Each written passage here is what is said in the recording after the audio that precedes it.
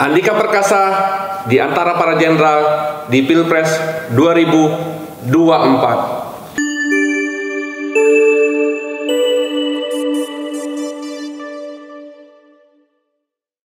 Teman-teman Citra Indonesia, kami jamin Anda menang. Pak Yanto, terkait dengan maraknya pencalonan seorang jenderal Andika Perkasa, Pak, di Pilpres 2024 ini, Pak. Apakah beliau, Pak, udah mendapatkan restu, Pak, daripada senior-senior di jajaran TNI, Pak?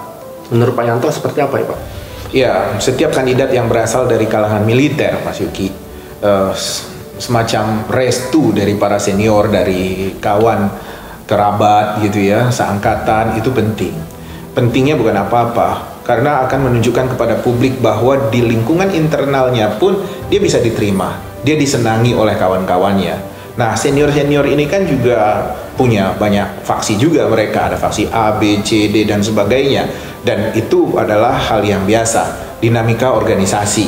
Di organisasi dimanapun pasti punya faksi-faksi itu. Ada lingkaran-lingkaran si A, lingkaran si B, lingkaran si C. Nah, kalau Pak Andika bisa merangkul para senior ini sebanyak mungkin, tentu pandangan publik dan pandangan internal di militer sendiri menganggap bahwa dia adalah calon pemimpin yang bisa kita andalkan membawa Indonesia ke depan.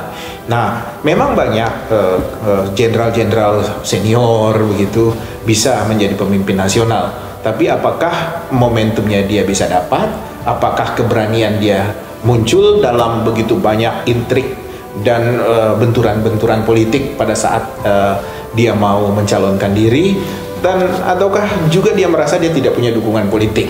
Nah, bisa kita lihatlah, ada Jenderal A yang gagal mengambil kepemimpinan nasional, ada Jenderal B yang akhirnya tidak bisa mencalonkan pencapresan semacam itu.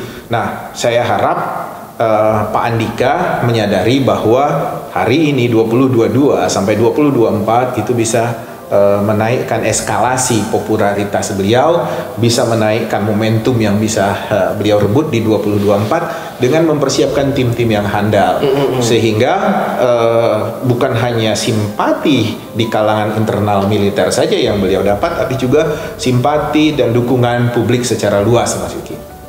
Pak, kita ketahui bersama, Pak, di Indonesia ini banyak jenderal-jenderal senior ataupun jenderal-jenderal lain, Pak.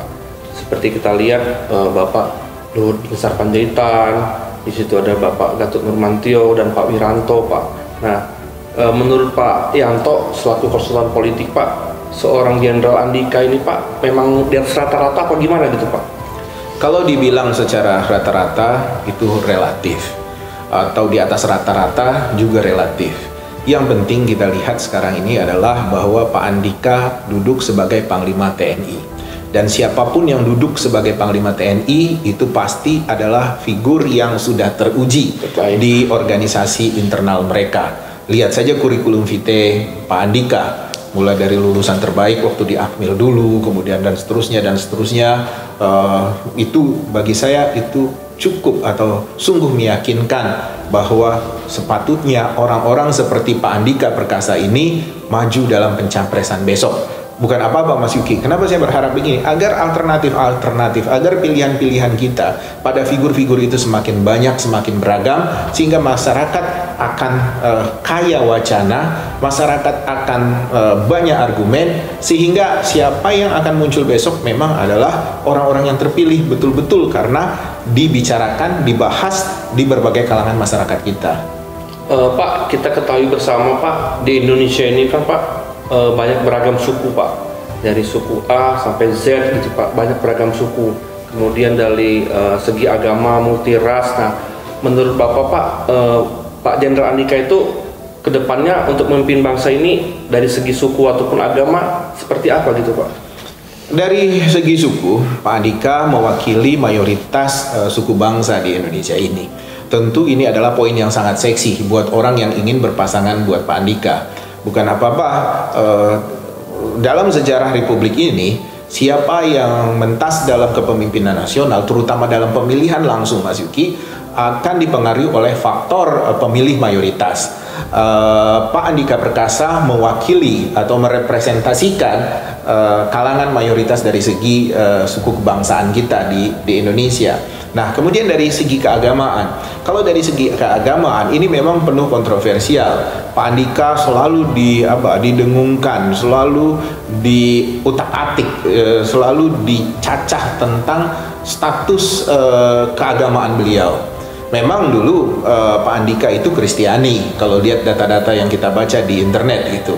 Tapi kan setelah menikah beliau menjadi mu'alaf dan tidak menunjukkan gelagat apapun untuk memikirkan masa lalu beliau. Tapi kenapa orang-orang yang lain, publik, menggugat hal ini terus-menerus? Nah, saya hanya ingin mengatakan kepada publik, please, jangan pernah kita menghambat orang untuk maju hanya karena kekhawatiran-kekhawatiran. Bangsa ini harus bisa memberi ruang sebesar-besarnya kepada siapapun untuk bisa berkompetisi, memberi peluang kepada siapapun untuk bisa memegang kepemimpinan dengan cara-cara yang fair, dengan pertarungan yang fair, dan tentu yang paling penting adalah berdasarkan konstitusi yang kita sepakati bersama-sama oleh Dewan Perwakilan Rakyat dan kepemimpinan nasional kita yang sudah menetapkan itu.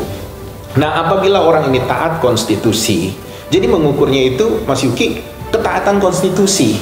Nah, jadi jangan kita mengenyek atau memandang negatif, curiga gitu kepada orang-orang yang belum sempat membuktikan diri. Jangan kita menutup peluang-peluang semacam itu. Nah, kita boleh negatif, kita boleh marah, kita harus bicara keras ketika orang berkuasa ingin melakukan penyimpangan-penyimpangan. Orang berkuasa ingin meneruskan periode kekuasaannya. Orang berkuasa memperbesar kroni dan memperbanyak kroninya.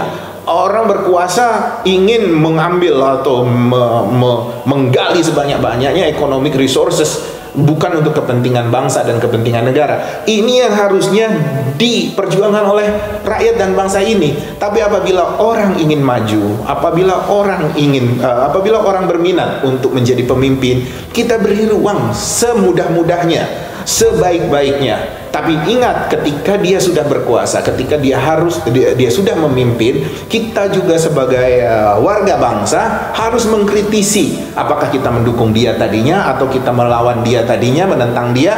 Ketika dia sudah jadi pemimpin kita, dia harus kita kritisi, dan jangan sampai dia memiliki peluang atau memiliki gelagat untuk memperbesar kekuasaannya di luar konstitusi. Jadi permudahlah orang untuk menjadi pemimpin di republik ini, tapi juga kita harus keras kepada orang-orang yang tidak tahu diri untuk memperbesar dan mempertahankan kekuasaannya di luar aturan-aturan yang berlaku.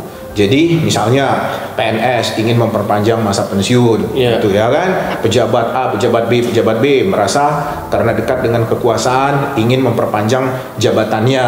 Kemudian juga misalnya karena dia sudah ikut panitia seleksi, sudah fit and proper test, dia duduk jabatan, kemudian ketika dia melakukan kesalahan kita maklumkan.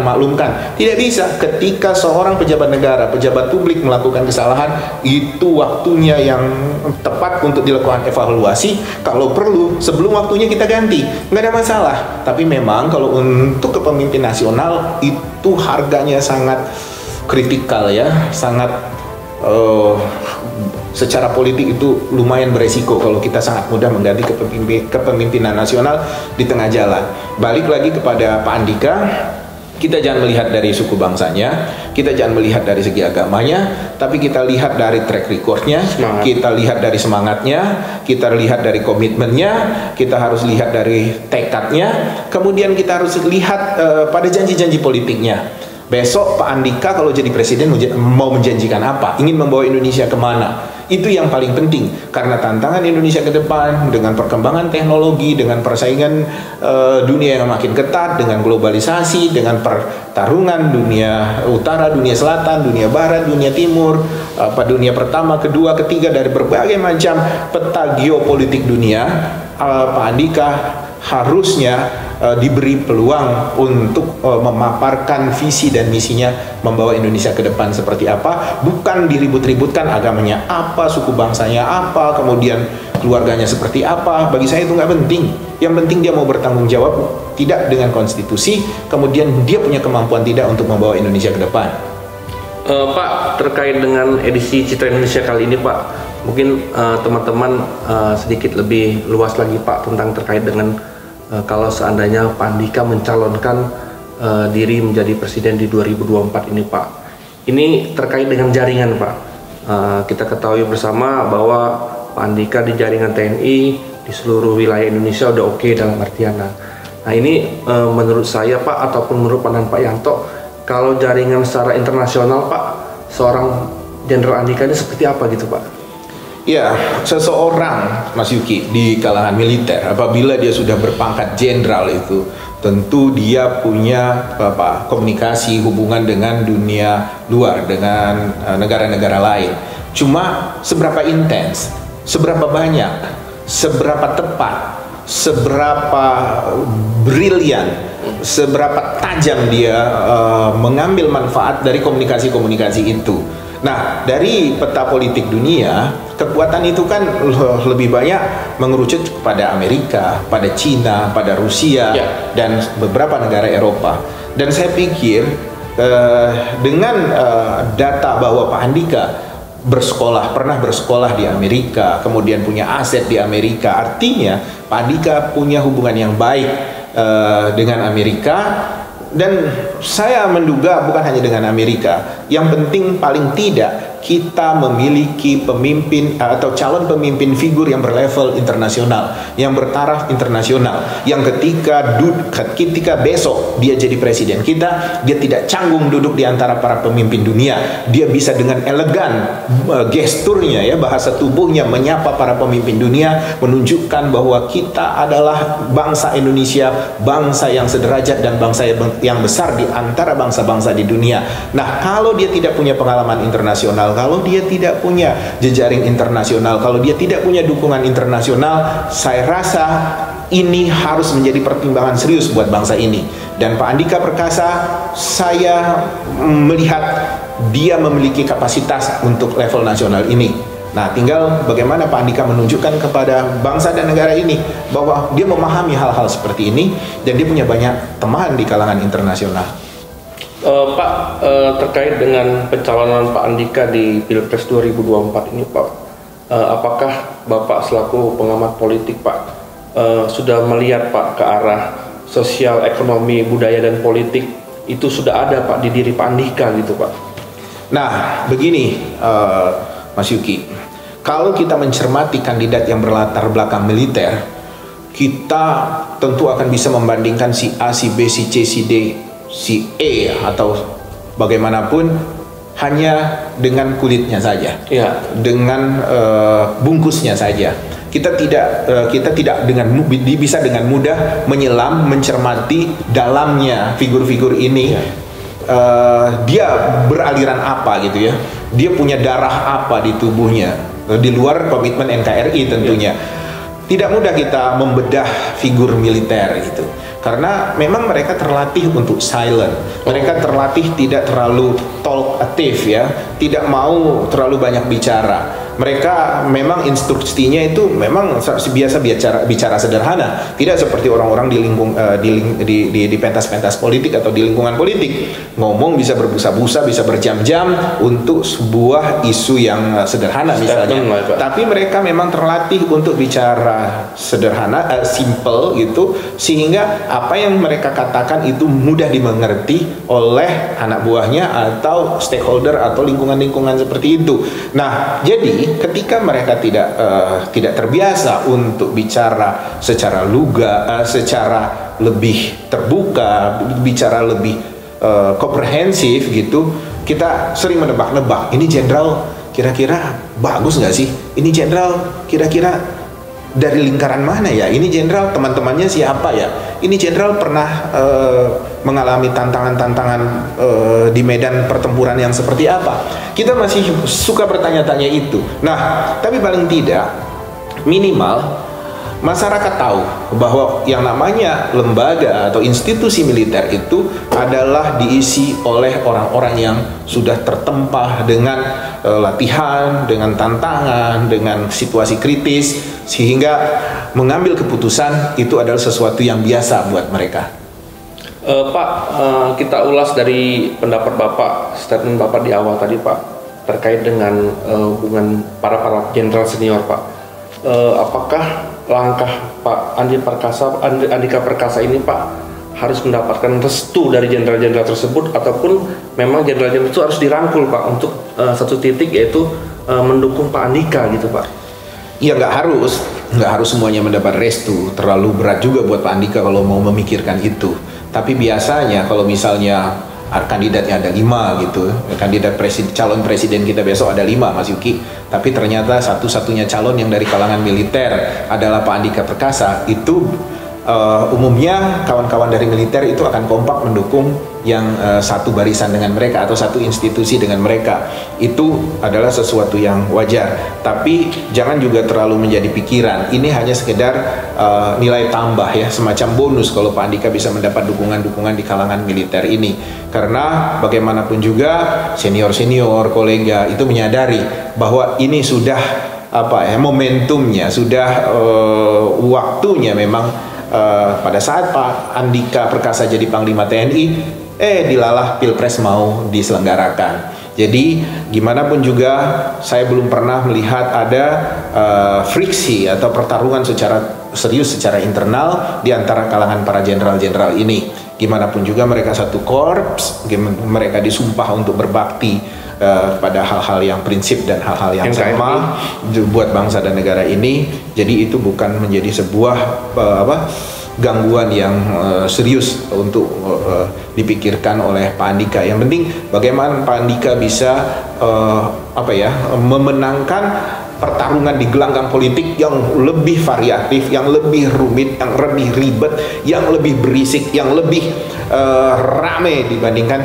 ketika beliau memimpin lembaga kemiliteran gitu Mas. Pak, teman-teman Citra Indonesia Pak pengen tahu nih Pak, dari Pak Yanto Pak, satu kata buat Jenderal Andika Pak. Kalau tokoh nasional kita bilang kekar. Itu Pak ya. Ya.